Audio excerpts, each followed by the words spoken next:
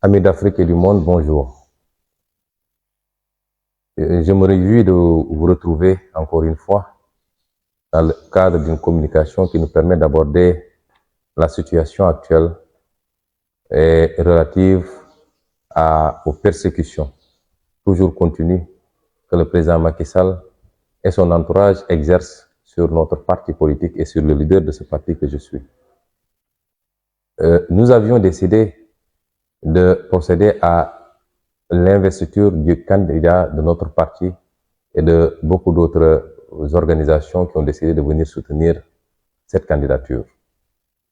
À l'issue d'une procédure interne conforme au statut du parti, l'ensemble des démembrements du parti, les instances de base d'ici et de la diaspora ont fini de porter leur choix sur ma modeste personne pour que je sois le candidat, l'unique candidat du parti à l'élection présidentielle de février 2024. Après ce processus, donc, c'est tout à fait normal que le parti ait décidé de procéder à une cérémonie publique d'investiture et avait retenu la date du 15 juillet. Hier, le gouverneur de Dakar a publié un arrêté par lequel il interdisait cette manifestation, ce qui est d'un arbitraire irréfutable. D'abord parce que nous avions choisi un endroit clos, un stade, pour tenir cet événement. Ensuite, parce que depuis quelques jours, voire quelques mois, il ne se passe de week-end sans que des candidats déclarés à l'élection présidentielle ne procèdent à leur cérémonie d'investiture. Et pas plus tard que la semaine dernière, 2 candidats, les samedis et dimanches derniers, ont procédé à leur cérémonie d'investiture. Rien n'explique et ne justifie cet acharnement sur notre parti, cette interdiction qui, à la lecture du communiqué du gouverneur, dépasse même cette cérémonie d'investiture, puisque le gouverneur semble invoquer des menaces qui feraient de PASTEF un parti terroriste et donc qui n'aurait plus le droit d'organiser une manifestation sur l'étendue du territoire national ou, à défaut, sur l'étendue du territoire de Dakar. Le gouverneur invoque également des arguments fallacieux relatifs à des troubles, à des menaces de troubles à l'ordre public. Je voudrais dire à la communauté internationale d'abord et à tout le peuple sénégalais ensuite que ce qui se passe au Sénégal est inadmissible, inacceptable et va nous conduire inéluctablement vers des situations conflictuelles dans les jours à venir. Le président Macky Sall continue à exercer une répression aveugle, féroce sur mon parti et sur ma personne. Il ne faudrait surtout pas que l'annonce de sa non-candidature soit une caution à toutes les autres dérives. Il ne faudrait pas que la communauté internationale, il ne faudrait pas que le peuple sénégalais ferme les yeux sur toutes les autres dérives de Macky Sall dès lors qu'il a annoncé qu'il ne sera pas candidat. Je l'ai dit l'autre jour, la question de la candidature de Macky Sall n'a jamais été la préoccupation essentielle des Sénégalais. Jamais. Macky Sall, d'une manière ou d'une autre, n'aurait jamais pu être une 3e fois président du Sénégal dans ces conditions. Il le sait mieux que tout le monde. Ça n'a jamais été la préoccupation principale des Sénégalais. Et c'est pourquoi c'est presque un non-événement ici, au Sénégal. Mais il ne faudrait pas qu'on délivre un blanc-seing à Macky Sall dès lors qu'il a déclaré qu'il n'est pas candidat. Ce qui lui donnerait le droit de torturer, d'emprisonner de manière arbitraire, comme il est en train de le faire, de tirer sur des populations civiles et désarmées, de choisir qui doit être candidat et qui ne doit pas l'être sur la base de complots judiciaires. Et c'est ça qui risque d'embraser le pays dans les semaines à venir, dans les mois à venir. Je suis arbitrairement séquestré depuis 1 mois et demi. Il n'y a aucune décision de justice, aucun acte administratif qui fonde ma mise en résidence surveillée. Aucune. Cela ne relève que de la volonté de Macky Sall. Et est-ce qu'il est imaginable qu'aux États-Unis, le président Biden se rêve pour dire allez barricader le domicile de M. Trump? Est-ce qu'il est imaginable qu'en France, le président Macron se lève pour dire allez barricader le domicile de Madame Le Pen ou de M. Jean-Luc Mélenchon? C'est impensable. Croyez-vous que dans une démocratie, on puisse séquestrer un acteur politique considéré comme étant le leader de l'opposition sur aucune base légale et pendant 1 mois et demi? Je suis maire d'une ville qui se trouve à 480 km, je ne peux pas m'y rendre. Je ne peux pas administrer ma commune. Je suis obligé de faire transporter les documents par avion via Dakar pour pouvoir signer et les faire renvoyer sur Ziguinchor. Est-ce normal? Je suis chef d'un parti, je ne peux pas vaquer à mes occupations, aller à la rencontre des Sénégalais, recevoir mes militants et préparer mes élections. Est-ce normal? Ma famille subit une pression que vous ne pouvez pas imaginer.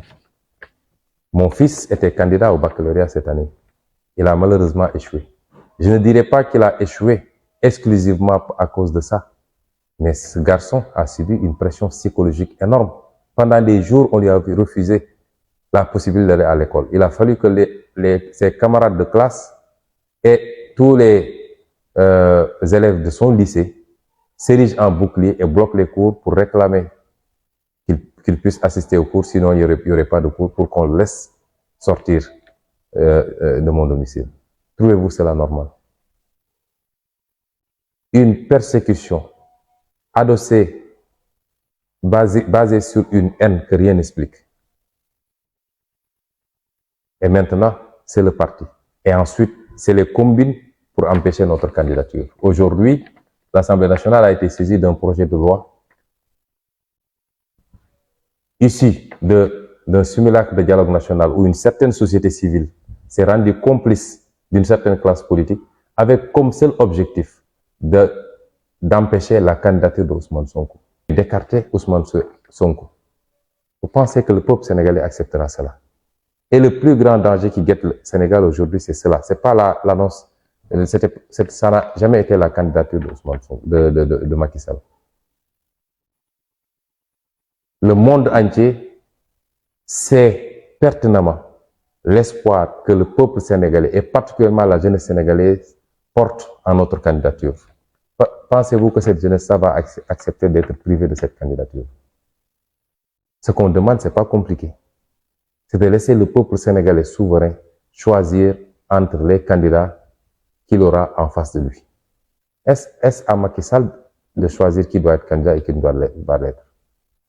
Par le biais de complots judiciaires avec des magistrats corrompus jusqu'à la moelle. Est-ce que nous devons l'accepter? Et c'est ça aujourd'hui qui est en jeu au Sénégal et qui risque d'embraser le pays. J'ai toujours dit que je ne suis pas au-dessus des lois, comme disait l'autre. Mais je n'accepterai jamais d'être en deçà des lois. Et ce qu'on nous demande, c'est d'être en deçà des lois. D'accepter une justice couchée totalement. Quelques magistrats à la solde de l'exécutif, tout le monde sait que ces procès sont cousus de fil blanc. Avec des irrégularités, des vices de procédure, mais que vous ne pouvez pas imaginer. Avec un fonds inexistant. Mais tout ça pour simplement éliminer un candidat à la course, à la présidentielle. Vous pensez qu'on va l'accepter? Et c'est pourquoi je demande à tout le monde, à la communauté internationale, vous avez été à nos côtés, nous le savons. Nous savons que ce qui a fait reculer le président Macky Sall, c'est d'abord la pression interne des Sénégalais, mais c'est également la pression de cette communauté internationale. Vous avez été à nos côtés, continuez à être à nos côtés. Parce que le Sénégal est un verrou. Il ne faut pas que ce verrou saute. Parce que les conséquences seraient incalculables en termes d'insécurité, en termes d'immigration clandestine, en termes de déstabilisation de l'Afrique de l'Ouest. Ne laissons pas les desiderata haineux d'un homme prendre le dessus. Continuez à accompagner le Sénégal. Parce qu'on en a besoin. Et un Sénégal stable, un Sénégal démocratique, un Sénégal qui parvient à continuer à faire ces transitions dans l'apaisement et de l'intérêt du monde entier, et particulièrement de l'Afrique de l'Ouest. Et nous souhaitons pouvoir passer ce cap dans la plus grande sérénité. Il nous reste 7 mois pour aborder cette élection présidentielle. 7 mois pour ramener le président Macky Sall à la raison. Aujourd'hui, ce président est tourmenté par 3 sentiments destructeurs. La peur du lendemain, la haine de l'adversaire politique qu'il considère comme étant responsable de tous ses malheurs, mais également l'orgueil. Ces 3 sentiments destructeurs. Et c'est pourquoi nous avions dit la dernière fois que nous avons pardonné malgré tout le mal qu'il nous a fait. Mais à condition qu'il se ressaisisse et qu'il évite de brûler le pays pour les 7 mois à venir. Autrement, je ne vois pas qu'est-ce qui pourrait le sauver. Des poursuites par rapport aux actes graves qu'il aura posés. Nous ne lui souhaitons pas cela. Tout le mal que nous lui souhaitons, c'est de terminer son mandat, d'organiser des élections libres, transparentes et inclusives et de partir tranquillement, continuer sa vie. Parce qu'après la présidence, il y a une vie. Soit c'est une vie de tourmente, ou alors c'est une vie tranquille qui permet de vaquer à ses occupations et d'aller faire ses activités certainement sur l'international et même peut-être dans le pays. C'est tout le mal que nous le souhaitons. Par rapport à cette interdiction, nous aurions pu maintenir l'activité et aller à la confrontation parce qu'on a les moyens de cette confrontation. Nous avons les moyens de faire face. Et de mars 2021 à maintenant, nous avons suffisamment démontré que nous avons ces moyens-là. Mais nous voulons donner une chance encore à la paix et à l'apaisement. Et c'est pourquoi j'ai demandé à tous les militants et militantes, à tous les sympathisants et sympathisantes, à tout le peuple sénégalais, de laisser passer pour cette fois-ci. De repousser cet événement parce que nous avons le temps encore pour organiser cette cérémonie d'investiture.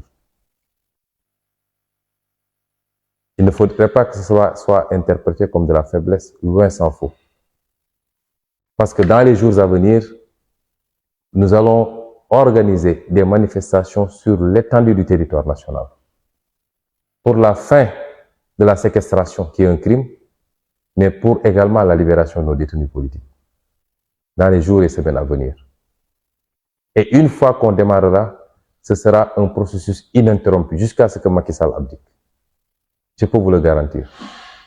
Mais d'ici là, nous voulons donner encore une chance pour que Macky Sall se ressaisisse. Et c'est pourquoi j'ai demandé aux militants de surseoir à la manifestation du samedi 15, c'est-à-dire demain. Mais à la place, nous avons instruit et nous demandons à tout le peuple sénégalais, de nous accompagner dans le programme d'activité que nous allons dérouler. Le premier acte de ce programme d'activité, c'est l'organisation d'un concert de casseroles demain samedi à partir de 20h30. Ce concert vise à délivrer un message au président Macky Sall. Il est très simple. C'est de lui dire que nous voulons la paix. Nous voulons l'apaisement. Nous voulons aller à des élections libres, transparentes et inclusives avec tous les acteurs politiques qui remplissent les conditions. Nous voulons que vous arrêtiez la persécution et l'arbitraire. Nous voulons que vous arrêtiez l'emprisonnement politique. Nous voulons que vous arrêtiez les tortures dans les commissariats et dans les brigades de gendarmerie. Nous voulons simplement la paix. C'est ce message fort que je veux que tout le peuple sénégalais, comme un seul homme, délivre demain à partir de 20h30 au président Macky Sall. Et c'est pourquoi nous souhaiterions que ce concert de casseroles soit le plus réussi de tous ceux qu'on a initiés jusqu'à présent. Parce que plus il sera réussi, plus le message sera fort et audible. Et tous ceux qui sont imbus de paix et de démocratie doivent pouvoir y procéder. Concert de casseroles, concert de klaxons dans la circulation, de tous les chauffeurs, privés comme chauffeurs de transport public. nous voulons qu'à partir de 20 h, le monde entier entende le cri du Sénégal, le cri pour la paix et la stabilité. Que le monde entier entende que le Sénégal a dit non au président Macky Sall par rapport à ses velléités de déstabilisation du pays. Parce que je voudrais que les Sénégalais comprennent que le président Macky Sall n'a pas encore renoncé à ses velléités de nous écarter de la course présidentielle et même peut-être de faire le forcing pour essayer de nous emprisonner, ce à quoi il a échoué jusqu'à présent. Et les dernières nominations qui datent d'avant-hier, puisque c'est lui qui nomme qui il veut dans cette justice-là, le prouvent à suffisance. Les juges qui avaient été désignés pour mener cette cabale-là ont été récompensés, mais ont été placés à des positions pour préparer la suite des dossiers. Et le peuple sénégalais ne l'acceptera pas. Et le premier acte à poser, c'est ce concert de casseroles et de klaxons, et de pétards même, qui est une manière pacifique de manifester sa désapprobation. Tout le peuple sénégalais peut le faire. Et nous convions tout le monde à le faire demain à partir de 20 h 30. Le second, c'est qu'à la place également, toute la journée de demain, nous voulons organiser que ce soit une journée de placement de bracelets patriotiques. Ces bracelets qui constituent à la fois une manière de s'identifier au projet de PASTEF, mais également de contribuer au financement du parti. Un excellent travail a été fait, des milliers et des milliers de bracelets ont été placés ici et dans la diaspora. Il est très difficile aujourd'hui de se promener dans les rues de Dakar et des autres villes sans rencontrer des dizaines de personnes arborant fièrement leurs bracelets. Nous voulons que demain ce soit une journée exceptionnelle de placement de ces bracelets, avec la JPS particulièrement, mais toutes les autres composantes du parti. La troisième action, c'est le port de foulards rouges, en tout cas de la couleur rouge, toute la journée de demain. Le commerçant, l'artisan, l'ouvrier, l'étudiant, tout le monde, que ce soit un simple foulard, une chemise rouge, un bonnet rouge, mais que tout le monde arbore une couleur rouge pour émettre le même message au président Macky Sall et à son groupuscule. Voilà le plan d'action prévu pour demain et je compte sur tous les Sénégalais parce que c'est important de poser ces actes forts pour la paix et l'apaisement avant qu'on aille vers les autres étapes. Je voudrais terminer mon discours par un appel. Un appel d'abord aux forces de défense et de sécurité et aux magistrats. N'acceptez pas que Macky Sall vous entraîne avec lui. Des plaintes ont été déposées, certes, un peu partout, parce qu'on n'a pas confiance à cette justice, on l'a fait ailleurs. Un juge d'instruction a ouvert une procédure en France. Nous avons eu les développements hier. Et je me permettrai d'ouvrir une parenthèse pour féliciter notre avocat, M. Juan Branco, mais lui apporter également tout notre soutien par rapport aux épreuves qu'il traverse.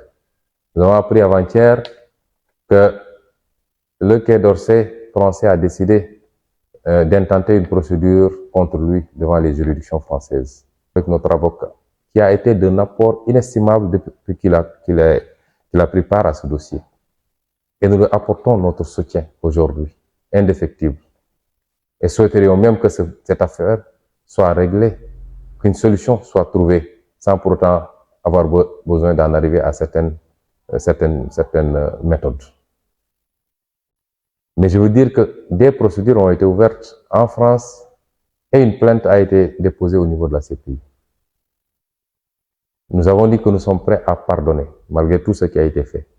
Les FDS y compris, les magistrats y compris, mais à raison, à condition que les gens arrêtent tout de suite et maintenant, qu'ils ne plongent pas le pays une fois de plus encore dans ces situations catastrophiques que nous avons connues. Parce que le peuple résistera, ne vous y trompez pas. Le peuple ne se laissera pas faire. Et ne laissez pas un seul homme, fût-il Macky Sall, nous entraîner vers le chaos. Vous savez tous que ce qu'il fait n'est pas acceptable. Et c'est pourquoi nous vous lançons encore un appel.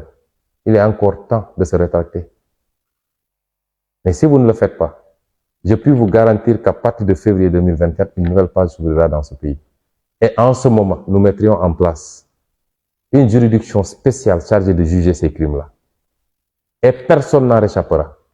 Et personne ne pourra se refuser derrière l'exécution d'ordre ou derrière son statut de fonctionnaire. Ressaisissez-vous pendant qu'il est encore temps. N'acceptez pas de suivre Macky Sall dans les abîmes. Ce n'est qu'un Sénégalais parmi 17 millions. Il ne le mérite pas.